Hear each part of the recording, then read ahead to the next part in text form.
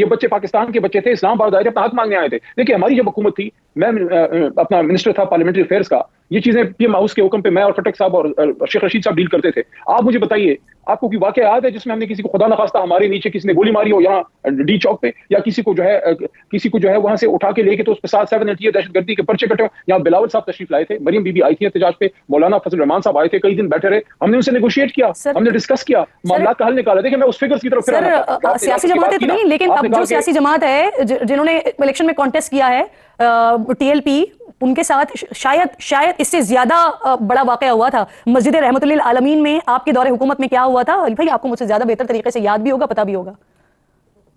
देखिए किरण देवी, बात कहीं और निकल जाएगी, लेकिन उस पर एक बात करके मैं वो लाशों वाली बात कहना चाहता हूँ जो आपने फिगर्स की बात की है। देखिए माजी में जो गलत हुआ है, क्या उसको हम रिपीट होने दें?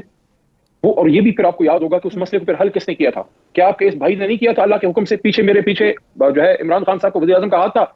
मैं खुद गया था कई बार लाहौर जाके, साद रिजवी साहब मोहतरम अल्लाह उनकी इज्जत रखे, उन्होंने मेरी बात की और खान साहब की बात की लाज रखी। और आपको वो भी याद होगा कि जेलम ब्रिज पे बिल्कुल स्टैंड ऑफ पोजीशन थी, रेंजर खड़ी थी, टीएलपी के हमारे भाई खड़े थे, और वहां एक गोली चले बगैर हमने फिर वो जेलम ब्रिज पे वो मसला हल हो गया था, पीसफुली डिस्पर्स हो गए थे। उसमें हमने बहुत कोशिश की थी, और उस वक्त की जो इंतजामिया थी, जो आईजी पंजाब थे उस वक्त और जो सात सितारों के हेड थे, सबकी हमें ताउन हासिल थी कि इस मसले को किसी तरीके से हल करें।